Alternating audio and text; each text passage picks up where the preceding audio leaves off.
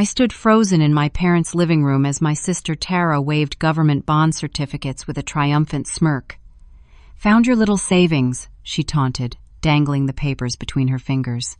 "Thanks for the college fund." My parents beamed proudly at her resourcefulness. They had no idea these were specially protected Treasury bonds connected to my classified government contract work. With trembling hands, I stepped into the hallway and made one call that would change everything. Within minutes, Treasury agents burst through the front door. The look of confusion on my family's faces quickly turned to horror as 6 Treasury agents in dark suits swarmed our peaceful Sunday gathering. My mother dropped her coffee mug, the ceramic shattering across the hardwood floor.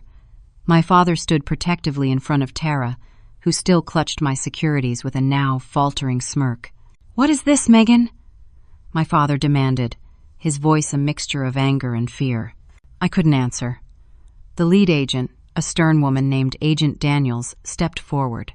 "Those securities are federally protected financial instruments," she announced, her voice cutting through the chaos. "Tampering with them is a federal offense. I need everyone to remain calm while we secure the premises." As agents began photographing the scene and collecting the scattered papers from Tara's trembling hands, I felt sick. This wasn't how any of this was supposed to happen. I'm Megan Walsh, 32 years old, and, until about 20 minutes ago, a respected financial security specialist contracted with the Treasury Department. For 6 years, I'd worked on classified government contracts creating security protocols for new financial instruments. Those papers my sister was waving around like lottery tickets were my compensation for a particularly successful project protecting critical infrastructure funding. Special incentive securities, my supervisor had called them when awarding them to my team. These aren't ordinary bonds. They're registered with special protections and tracking mechanisms. Part of our new security testing protocol. I'd been so proud of that accomplishment, storing the securities in a state of the art safe installed in my home office. I'd followed every security protocol, even installing a comprehensive home security system with cameras covering every entrance. My relationship with Tara had always been complicated. At 24, she'd already dropped out of college twice, each time convincing our parents to bail her out financially.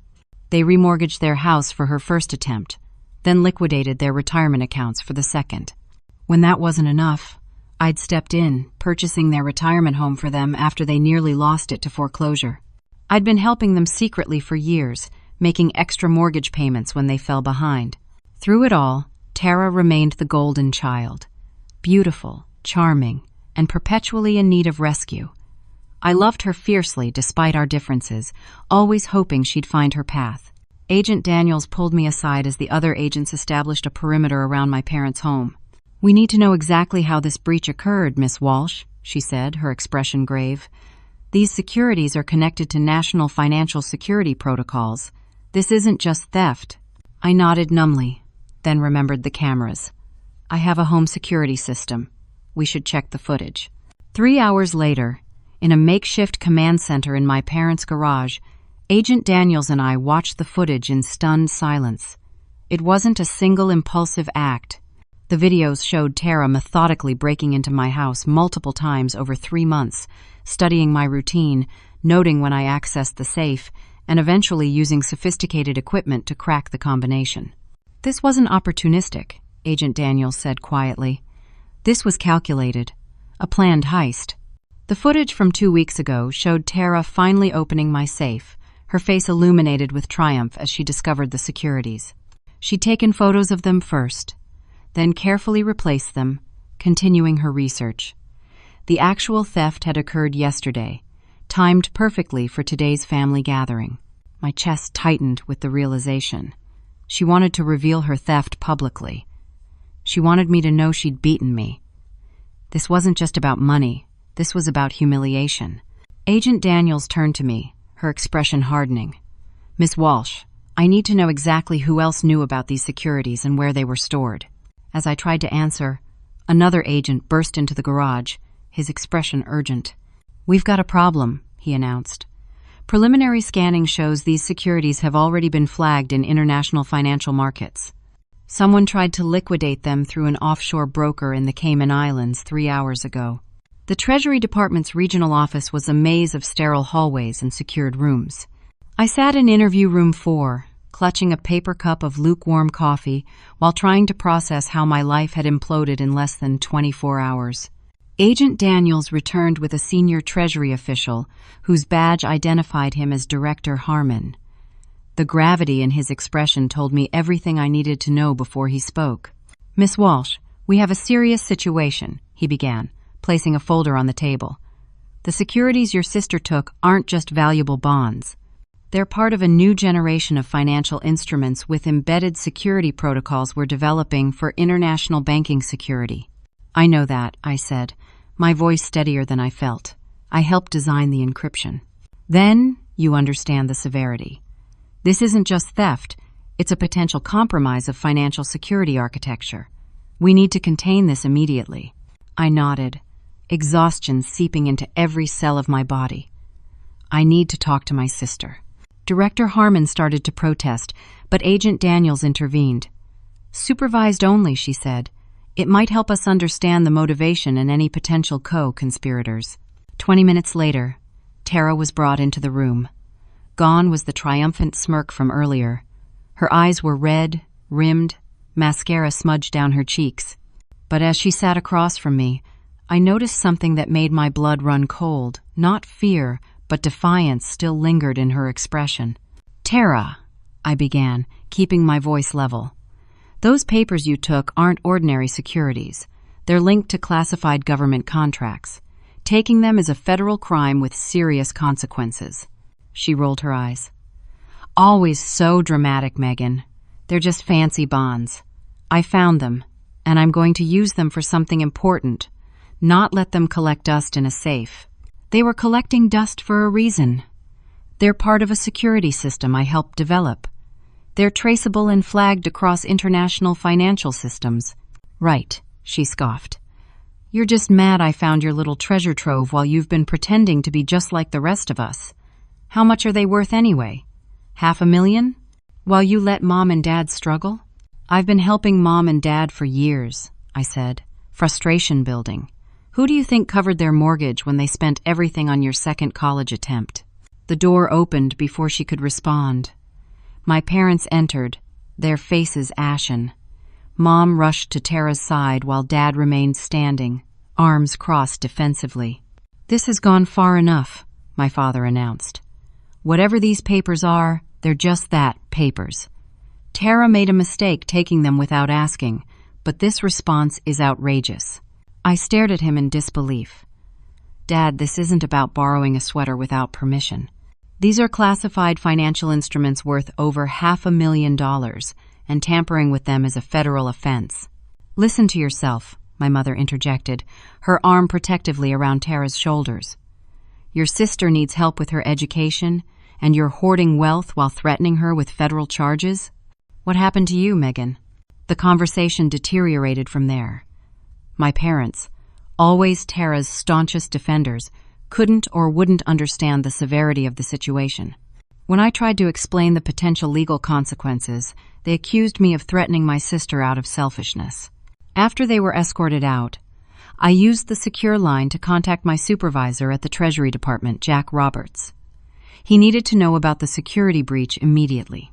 Jack's response was immediate and severe. "Protocol Blackwater is now active," he said, referencing our department's security breach procedures. "Your clearance is temporarily suspended pending investigation." "I'm sorry, Megan, but you understand procedure."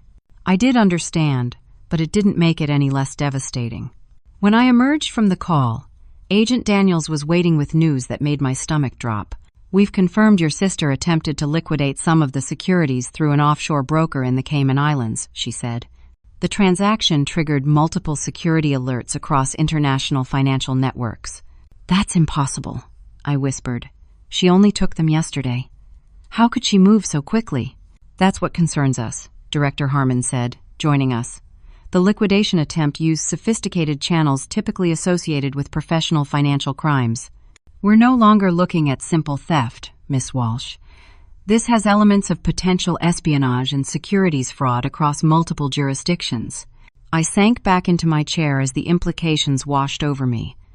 What I thought was my sister's impulsive theft had transformed into something much darker and more complex. How had Tara, who couldn't even complete a college program, orchestrated something this sophisticated? There's more, Agent Daniels added hesitantly. The broker your sister contacted has known connections to several entities on our financial watch list. We need to consider the possibility that this theft was targeted specifically because of your work in financial security. The room seemed to tilt as the full weight of her words registered. Had my own sister been used to target me for my work? Or was she knowingly participating in something far more dangerous than I'd imagined? By Tuesday morning, my life had become unrecognizable. My security clearance was revoked pending investigation, effectively suspending me from my job. Treasury agents had cordoned off my house as they swept for additional security breaches, forcing me to relocate to a hotel with nothing but a hastily packed suitcase. Jack called to deliver the final blow. The department is considering criminal negligence charges for failing to properly secure classified financial instruments, he said, his voice uncharacteristically formal. I'm fighting it, Megan, but you need to prepare yourself. I sat on the edge of the hotel bed after the call ended, staring at the generic landscape painting on the wall. 6 years of exemplary service potentially destroyed because my sister decided to help herself to what wasn't hers. My phone buzzed with a notification. Tara had posted on Instagram a photo of shopping bags from luxury stores with the caption, "Financial windfall, blessed leveling up." The timestamp showed it was posted an hour ago. Fury rose in my chest. While my career imploded and federal agents combed through my life, she was shopping with what amounted to stolen government property. I called Agent Daniels immediately. "We're aware of the social media activity," she said before I could even explain. "We have a team monitoring all her communications. I recommend you avoid direct contact for now." Later that afternoon, my parents called. I braced myself before answering. "This has gotten completely out of hand," my father began without preamble. "Federal agents are following your sister, monitoring our phones. You need to fix this mess." "Fix this mess?" I repeated incredulously. "Dad, I didn't create this situation. Tara broke into my house, stole government securities, and tried to liquidate them illegally. My career is hanging by a thread." "She made a mistake," my mother interjected. "She didn't understand what those papers were. She thought they were just investments you were keeping secret." "That doesn't justify theft," I replied, struggling to keep my voice steady. "And it definitely doesn't explain how she knew exactly how to try cashing them through an offshore broker." "You always do this," my father accused. "Turn everything into some dramatic conspiracy when it's just a misunderstanding between sisters. Tara needs that money for her future. You have a good job, a house. What do you need with $500,000 in paper?" The conversation ended with my mother in tears and my father demanding I make this right without Tara facing consequences. I sat in stunned silence after hanging up, the depth of their favoritism finally, painfully clear. A knock at my hotel room door startled me from my thoughts. Agent Daniels stood in the hallway with another agent I didn't recognize. "We need to talk," she said grimly. "May we come in?" Once inside, she introduced her companion as Special Agent Thornton from the Financial Crimes Division. "We've uncovered something concerning," Agent Thornton began. "Your sister's financial records show a pattern of significant gambling activities over the past 18 months. He opened a laptop, turning it to show me spreadsheets and bank statements. She's accumulated approximately $175,000 in debt to underground poker games in 3 states. "Tara doesn't gamble," I protested weakly. "The evidence suggests otherwise," Agent Daniels responded. "These aren't ordinary casino debts. These games have connections to known money laundering operations we've been tracking. Some of the organizers have ties to international financial crime syndicates." The implication was clear and terrifying. Tara hadn't stolen the securities for college. She'd stolen them to pay off dangerous creditors who had been threatening her. "The securities weren't the target," Agent Thornton explained. "Your sister was desperate and took what she could find of value. But in doing so, She's inadvertently pulled a thread that connects to a much larger investigation we've been building for years. I struggled to process this information. So this isn't about me or my work? Not directly, Agent Daniels said, though the specific nature of those securities has raised serious national security concerns. What began as a family drama has intersected with a major financial crimes investigation. As if on cue, my phone rang. Tara's name flashed on the screen. Agent Daniels nodded. Answer it. Speaker on. Tara's voice came through, uncharacteristically shaky. Meg? I need help. There are people. They're saying I owe them money. A lot of money. They're threatening me. Agent Thornton silently took notes as I responded. What people, Tara? What's going on? I can't talk about it on the phone, she whispered. But it's bad. Really bad. Those papers I took. I thought they'd solve everything, but they've made things worse. These people, they want cash, not government bonds they can't move. Where are you? I asked, a new fear gripping me. At Mom and Dad's. But I don't think it's safe here anymore. They've been watching the house. Agent Daniels took the phone. Tara, this is Treasury Agent Daniels. Do not leave the house. We're sending a team to secure the location immediately. Is anyone there with you? Just Mom and Dad, Tara replied, her voice breaking. Please hurry, I'm scared. After the call ended, Agent Thornton was already on his radio coordinating a protection team. Agent Daniels turned to me, her expression deadly serious. Pack your things. We need to move you to a secure location. If your sister's creditors know about the securities, they may come looking for you too. As I hastily threw my belongings into my suitcase, the full catastrophic scope of the situation hit me. My career, my family, and now my safety, all compromised because of securities I'd earned through hard work and kept in what I thought was a secure safe. The bitter irony wasn't lost on me. I'd spent my career building financial security systems, yet had failed to secure the most valuable things in my own life. The safe house was a nondescript suburban ranch home with reinforced doors and windows that didn't look reinforced. My parents and Tara arrived an hour after me, escorted by a Treasury protection detail. The family reunion was anything but joyous. Tara looked terrible, pale, with dark circles under her eyes and none of her usual confidence. My mother hovered protectively, shooting accusatory glances my way as if I had manufactured this entire situation to punish Tara. My father just looked lost. The certainty with which he normally navigated life completely evaporated. Agent Daniels gathered us in the living room, where Director Harmon joined by secure video link. I'll be direct, Director Harmon began. We're dealing with a serious situation that has multiple dimensions. First, there's the matter of the stolen securities, which represent a breach of financial security protocols. Second, there's the connection to organized criminal elements through Miss Tara Walsh's gambling debts. Tara flinched at the direct mention, shrinking further into the couch. What gambling debts? My mother interrupted. There must be some mistake. Agent Daniels placed a folder on the coffee table. Mrs. Walsh, we have documented evidence of your daughter's participation in illegal gambling operations across 3 states, resulting in debts of approximately $175,000 to organizations connected to money laundering and other financial crimes. My father turned to Tara, shock evident in his expression. Is this true? Tara's face crumpled as she nodded, tears flowing freely now. I didn't mean for it to get so bad, she sobbed. It started small, just poker games with friends. Then I tried to win back what I lost, and it kept getting worse. These people, they're not like casino managers. They don't just send collection letters. Why didn't you come to us? My mother asked, her voice breaking. Because I'd already disappointed you so many times, Tara whispered. And then I found out about Megan's securities during Thanksgiving when she mentioned her safe to Dad. I thought I could take them, liquidate them, pay off my debts, and return them before anyone noticed. I stared at her in disbelief. That's not borrowing, Tara. That's theft. And how did you even know how to try cashing them through an offshore broker? Tara looked away, unable to meet my gaze. One of the guys I owe money to has connections. He said he could help convert them to cash for a percentage. Director Harmon's voice cut through the family drama. Those connections are precisely what concerns us.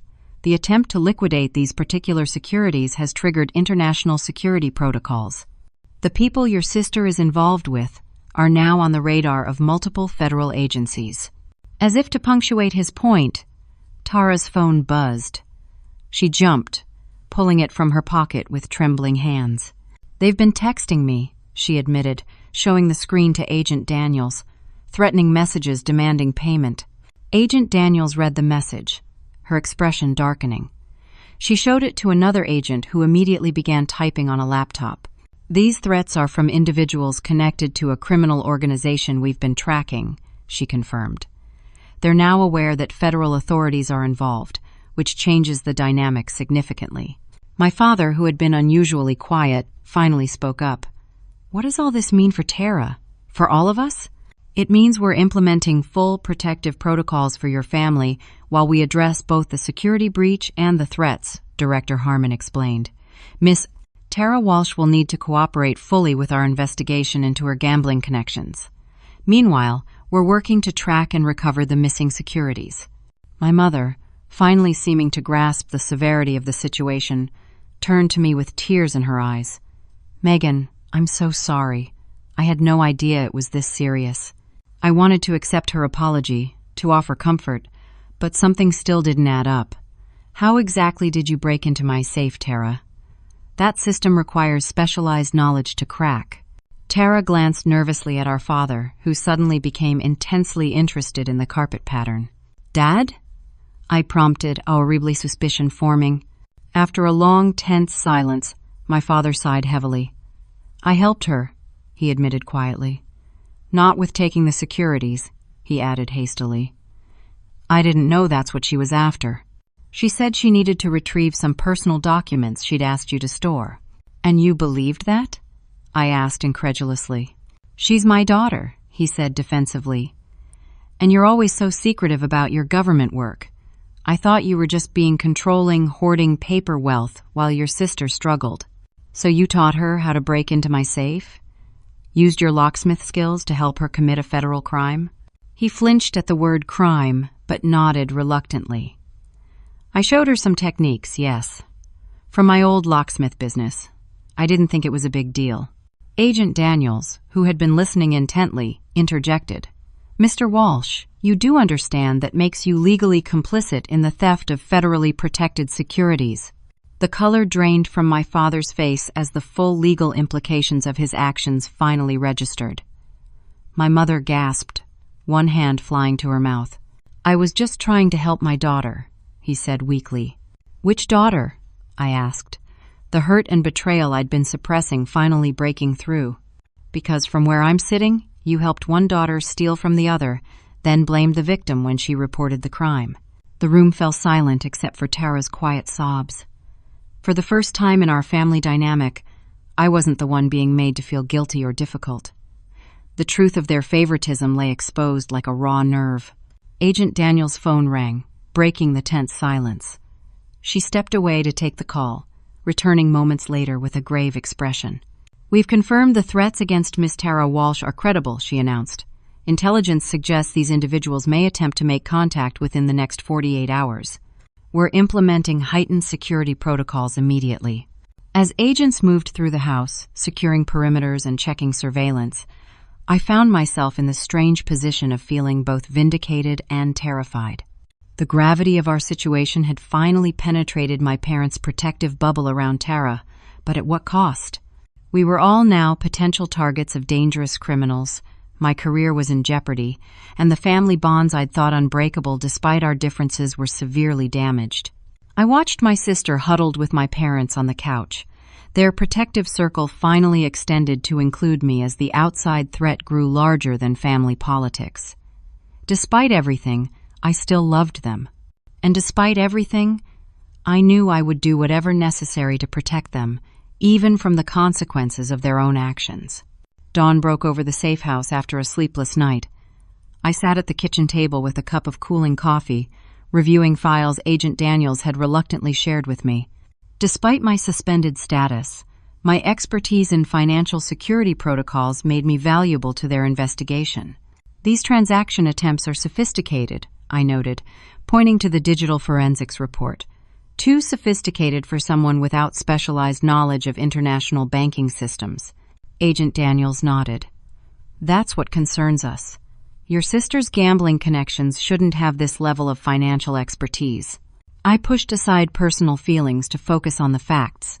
The Securities use a proprietary marking and registration system. Each attempt to liquidate them would leave digital fingerprints across specific monitoring channels. If I could access those channels, I might be able to trace exactly where and how they attempted to move them. Your security clearance is still suspended, Agent Daniels reminded me. I know, I acknowledged. But I designed parts of that system. No one understands it better. Before she could respond, the door opened and Director Harmon entered, surprising us both. Miss Walsh, he greeted me with a brief nod. I've been reviewing your file. Impressive work on the financial encryption protocols for the Avalon project. Thank you, sir, I replied, uncertain where this was heading. I've also been reviewing the security breach investigation. Given the circumstances and your expertise, I'm authorizing a limited reinstatement of your clearance. Supervised access only, for the purposes of tracking these securities. Relief washed through me. Thank you, Director. I won't let you down. This isn't exoneration, he cautioned, but national financial security takes precedence over administrative procedures right now. For the next several hours, I worked with Treasury cybersecurity experts, tracking the digital trail left by attempts to liquidate my securities. The pattern that emerged was both fascinating and alarming. These aren't amateur efforts, I explained during our briefing. The attempt used sophisticated pathways typically only known to financial insiders or state-level actors. Are you suggesting this is an espionage situation? Director Harmon asked. The evidence points that way, I confirmed. But there's something else. The specific channels they attempted to use suggest familiarity with our newest security protocols. These aren't publicly documented anywhere. A heavy silence fell over the room as the implications sank in. An inside job, Agent Daniels said finally. Someone with knowledge of Treasury security systems. I nodded grimly. Someone who knew exactly what these securities were and how they're protected. While the investigation continued, I developed a plan. If these securities were being targeted for their connection to classified financial systems, perhaps we could use the remaining certificates as bait. Set a trap for whoever was pulling the strings behind this operation. I presented my idea to Director Harmon later that day. A controlled sting operation. We announced that the recovered securities have been deemed compromised and will be replaced with new certificates. That creates an opportunity to track anyone attempting to intercept the supposed transfer. Director Harmon considered the proposal carefully. It's risky, but it might be our best chance to identify the bigger players. I'll authorize it on one condition. You remain in a strictly advisory capacity, no field involvement. I agreed, though reluctantly. As preparations for the operation began, I found a moment to check on my family. My parents had been unusually subdued since my father's confession about helping Tara with the safe. Tara herself seemed to be going through withdrawals, not from substances, but from the adrenaline of gambling and the constant chaos she created. "How are you holding up?" I asked her, sitting beside her on the guest room bed. She shrugged listlessly. "How do you think? I'm probably going to prison." "Maybe not," I said. "Your cooperation could make a big difference in how this plays out." She looked at me with red-rimmed eyes. "Why are you even talking to me? I stole from you. I nearly destroyed your career." "Because you're my sister," I replied simply. "And I think there's more to this story than you're telling." Something flickered across her face. Guilt, fear. I couldn't be sure. "Tara, who first told you about my securities? How did you know they were valuable enough to cover your gambling debts?" She picked at a loose thread on her sleeve, avoiding my gaze. "I overheard you talking about your safe at Thanksgiving, like I said. But I never mentioned what was in it or its value," I pressed. "Someone must have told you specifically about the securities." After a long moment, she sighed. "It was at your company holiday party last year. I came as your plus one, remember? Your boss, Jackson, was really friendly. After you went to get drinks, he mentioned you'd received some special securities as part of a project bonus. Said they were easily worth $500,000 and surprisingly easy to liquidate overseas with the right connections. I felt the blood drain from my face. Jackson Roberts, my direct supervisor, had disclosed classified information about my compensation to my sister at a holiday party. The same Jackson who had so formally suspended me when the breach was reported? Did you have any other conversations with Jackson? Did he ever contact you after the party? Tara hesitated, then nodded slowly. A few times. He reached out on LinkedIn first, said he was checking in because he knew things were tough for me after dropping out again. He was really understanding. Mentioned he had a gambling problem in his youth, too. My mind raced. How could Jackson have known about Tara's gambling unless he'd been investigating my family? And why? Tara, I need you to tell me everything about your interactions with Jackson. Every detail you can remember. As Tara recounted their meetings, a disturbing picture emerged. Jackson had systematically cultivated a relationship with my sister, exploiting her financial vulnerabilities and gradually steering her toward the idea of borrowing my securities. He'd even suggested the offshore broker to use when the time came. I excused myself and immediately found Agent Daniels, relaying everything Tara had told me. She listened intently, her expression growing more concerned.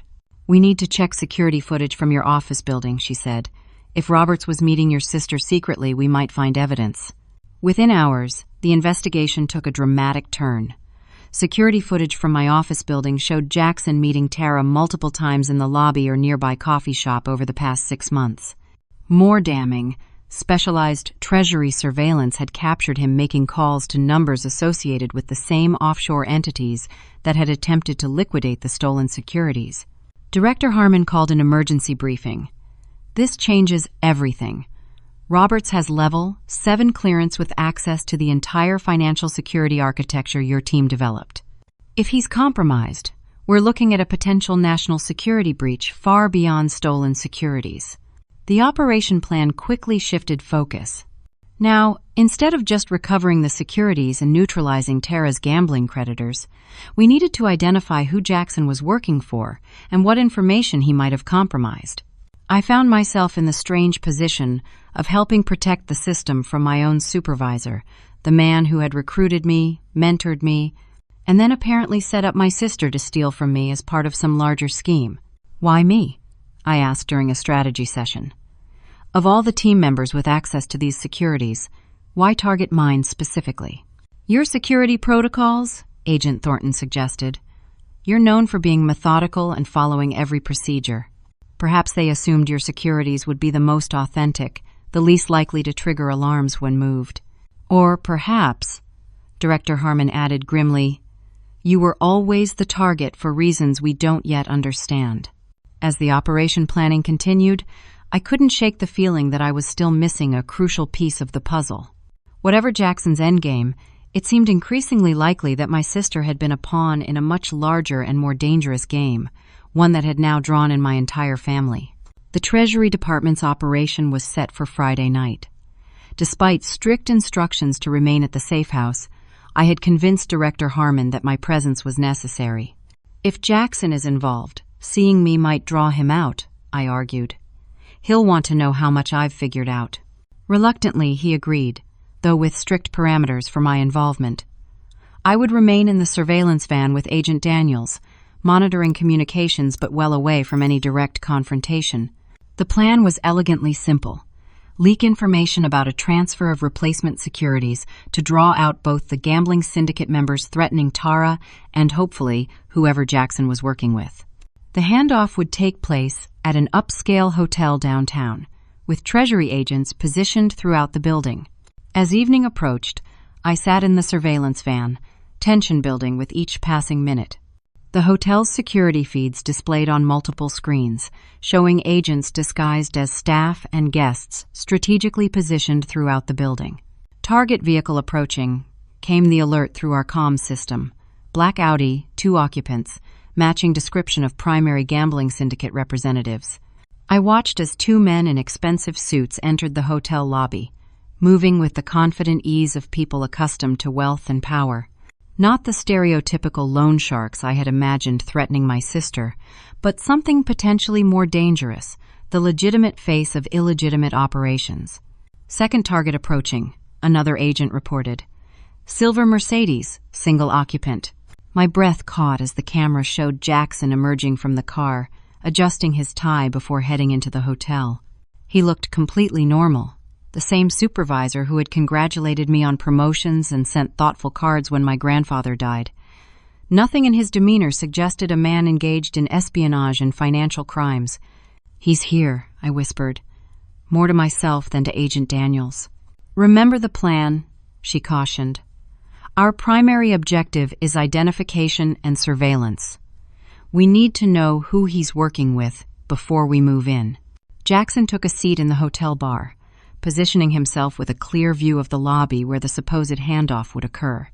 The two men from the Audi stationed themselves near the elevators. Minutes ticked by in tense silence. "Something's not right," I said, studying the feeds. "They're too separate. If they're working together, why no acknowledgement?" Before Agent Daniels could respond, another alert came through. "Unidentified female entering through service entrance. Matches description of Tara Walsh." "What?" I gasped, leaning closer to the screen. There was my sister, slipping through the hotel kitchen, looking nervously over her shoulder. "She's supposed to be at the safe house." How did she even know about the operation? Agent Daniels was already on her radio. "All units, we have an unauthorized civilian on site. Tara Walsh has entered the building through the south service entrance. Locate and secure immediately." My heart raced as I watched Tara make her way through service corridors toward the main lobby. What was she thinking? Had someone threatened her into coming? Or was she still somehow involved, playing a different angle? "I need to go in," I said, already standing. "She'll listen to me." "Absolutely not," Agent Daniels ordered. "We have agents moving to intercept her now." But before they could reach her, Tara emerged into the lobby, immediately visible to both Jackson and the syndicate representatives. The men from the Audi straightened, one of them touching his ear subtly, clearly communicating with others. Jackson's reaction was more surprising. He looked genuinely shocked to see Tara, nearly spilling his drink as he stood abruptly. This wasn't planned, at least not by him. "We need to move now," Agent Daniels decided, giving the order for all teams to converge. What happened next unfolded with frightening speed. The syndicate men approached Tara, one gripping her elbow firmly while speaking into her ear.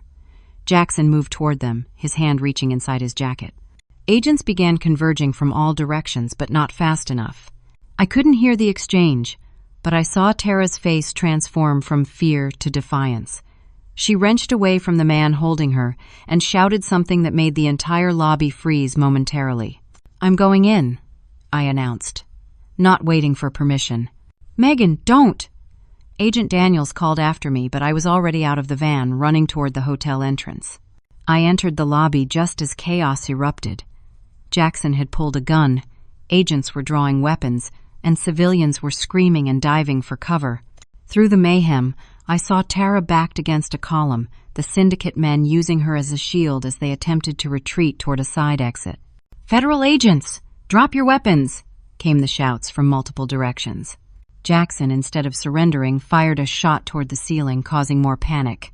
"Nobody moves!" he shouted. "I want the real Securities, not these decoys." In that moment, I saw everything clearly. Jackson wasn't working with the gambling syndicate, he was working against them, for someone else entirely. The Securities weren't the target. The financial security architecture information embedded within them was. I moved carefully through the chaos, staying low and using overturned furniture for cover. My goal wasn't Jackson or the syndicate men, but Tara. If I could reach her, get her away from her captors, it would neutralize their advantage. I caught her eye across the lobby and motioned subtly toward a decorative pillar to her left. She gave an almost imperceptible nod. When one of the syndicate men turned to shout at an advancing agent, Tara made her move, diving toward the pillar. The distraction worked. As agents moved to secure the now exposed syndicate members, I reached Tara, pulling her behind the reception desk for cover. "What were you thinking coming here?" I demanded, checking her for injuries. "I overheard the agents discussing the operation," she admitted, trembling. "I thought if I came, I could help fix what I'd done, show I was sorry." By getting yourself killed? I asked incredulously. A sudden commotion drew our attention. Jackson had broken free from the agents attempting to apprehend him and was making for the service corridor, still armed. "Stay here," I ordered Tara, before calling to the nearest agent. "He's heading for the secure server room in the basement. That's where the real target is."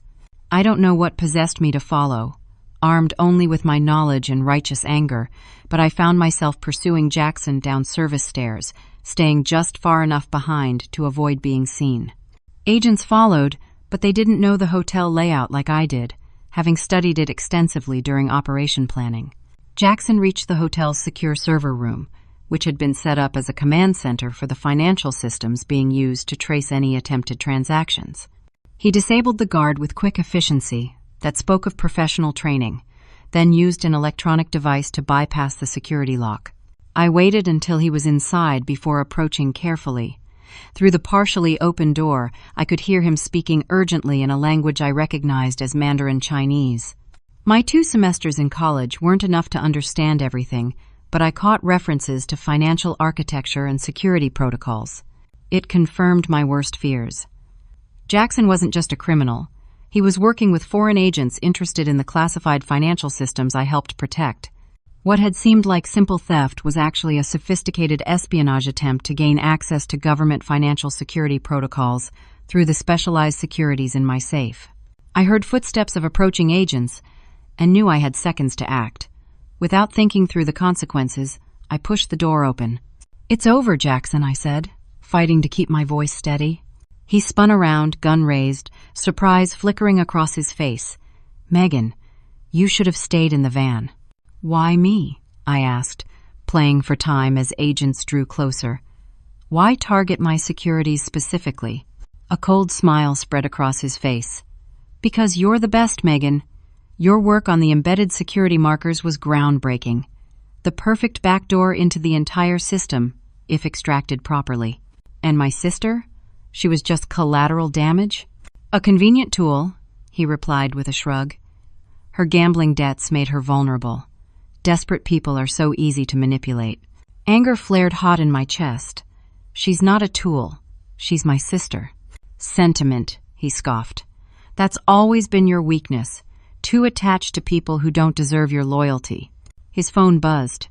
Distracted for just a moment, he glanced down, and that's when I moved, lunging not for him, but for the emergency server shutdown switch on the wall. As the servers powered down with a whining hum, cutting off his data transfer mid-stream, Jackson roared with frustration and raised his gun.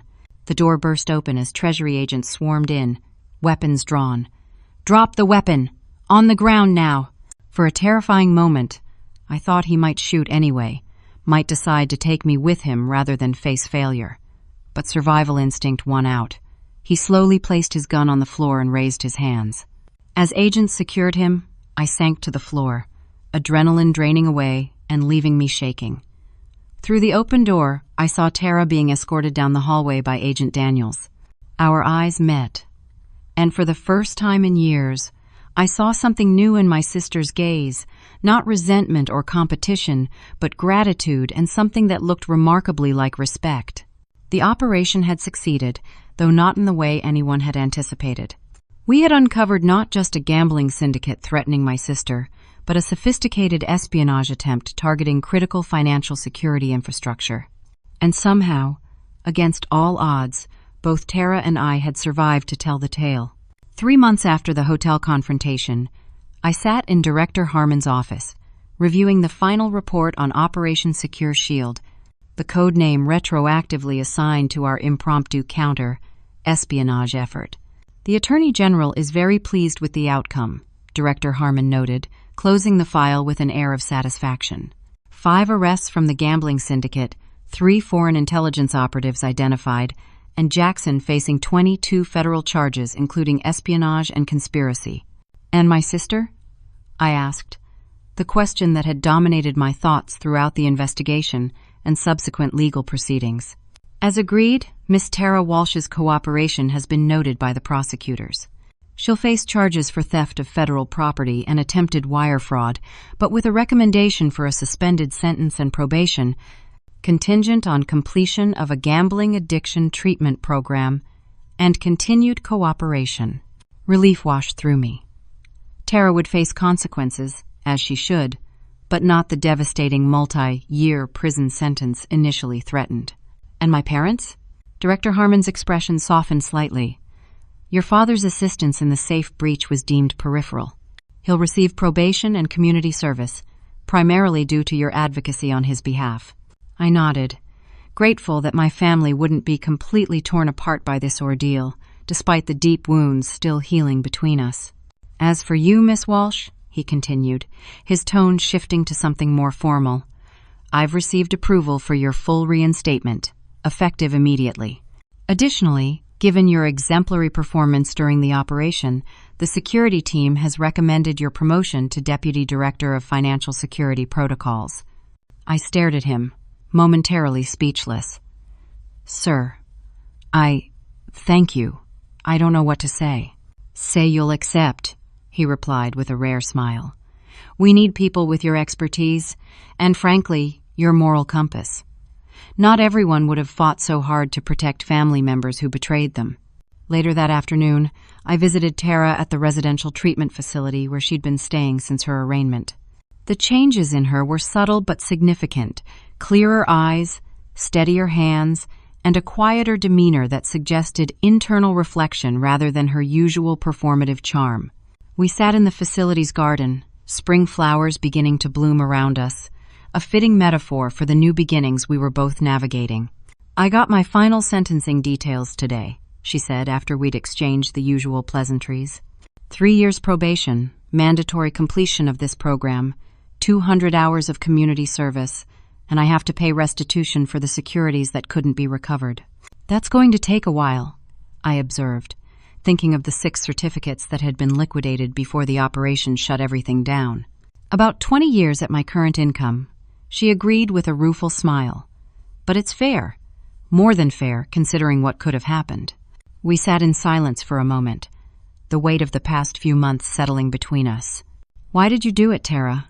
Really? I finally asked. Was it just about the gambling debts? She considered the question carefully before answering. The debts were real. The desperation was real. But honestly, there was always this part of me that resented you. Your success, your self-sufficiency, the way you seemed to have everything figured out while I kept failing. When Jackson first approached me at your holiday party, he tapped into that resentment. Made me feel like taking from you would somehow balance the scales. I never saw it as a competition, I said quietly. I know that now, she acknowledged. The therapist here has helped me see how much of that was my own projection. And after seeing you risk everything to protect me at that hotel, even after what I did to you, her voice broke slightly. No one's ever fought for me like that. You're my sister, I said simply, echoing the words I'd spoken in the chaos of the operation. That doesn't change, even when you make terrible decisions. I'm learning to make better ones, she promised, day by day. We talked for another hour, more honestly than we had in years, about our parents' favoritism and how it had damaged both of us in different ways, about her gambling addiction and the thrill that had replaced any sense of purpose in her life, about my tendency to retreat into work rather than confront family tensions. It wasn't easy, but it felt necessary, like lancing a wound to allow healing to finally begin. 2 weeks later, my parents came to Washington to visit both of us, Tara at her treatment facility and me at my new apartment. The reconciliation was tentative, marked by awkward pauses and careful navigation of still tender subjects, but it was a start. My father, humbled by his brush with federal prosecution and the realization of how his actions had endangered both his daughters, made halting attempts at apologies. I never saw it clearly, he admitted, as we sat in my living room, the evening sun casting long shadows across the floor. How differently we treated you both. How we enabled Tara's worst impulses while taking your strength for granted. We were so busy trying to catch her when she fell that we never noticed you didn't have anyone catching you, my mother added, tears in her eyes. I didn't need catching, I said, then reconsidered. Or maybe I did sometimes, but I learned not to expect it. I built my own safety nets. Like that safe, my father said with a sad smile. The irony doesn't escape me. Security is my specialty, I replied, the faint joke and olive branch of sorts. Though I've learned it's not just about locks and encryption. Real security comes from knowing who you can trust and creating boundaries with those you can't, even when they're family. 6 months later, I stood at the podium during a private Treasury Department ceremony, receiving a commendation for my role in uncovering the espionage operation. In the small audience sat my parents and Tara, now 8 months sober and working part-time while completing her associate's degree. Financial security systems are only as strong as the human elements that interact with them, I concluded in my brief acceptance speech. In the end, it wasn't the technology that failed, but the boundaries of trust that were exploited. The lesson for all of us in financial security is clear. Protect not just the systems, but the people who access them. As I stepped down from the podium to applause, I caught Tara's eye. She gave me a thumbs up, genuine pride in her expression. Our relationship would never be simple or perfect. Too much history and hurt existed between us. But we were building something new from the ashes of betrayal, something based on clearer boundaries, honest communication, and the recognition that true security comes not from hiding vulnerabilities, but from acknowledging them and still choosing to move forward. Later that evening, as we celebrated with a family dinner, Tara raised her glass of sparkling water in a toast. "To my sister," she said, her voice steady and clear, "who taught me that the most valuable thing in any safe isn't money or securities, it's integrity." I raised my glass in return, thinking about the journey that had brought us here. From the moment Treasury agents burst through my parents' door to this quiet celebration of new beginnings, we had traversed a landscape of betrayal, danger, and eventual redemption. The securities that had been the catalyst for our family's implosion were long since recovered or written off, but what we had gained in their place was something no safe could hold: the precious, fragile currency of renewed trust, hard, earned wisdom, and the knowledge that sometimes the strongest bonds are those that have been broken and carefully, intentionally repaired. Have you ever had to establish difficult boundaries with family members who violated your trust? How did you balance protecting yourself while still maintaining family connections? I'd love to hear your thoughts in the comments below. And if this story resonated with you, please like, subscribe, and share with others who might appreciate it. Thank you for joining me on this journey, and I wish you strength and wisdom in navigating your own family dynamics with both love and healthy boundaries.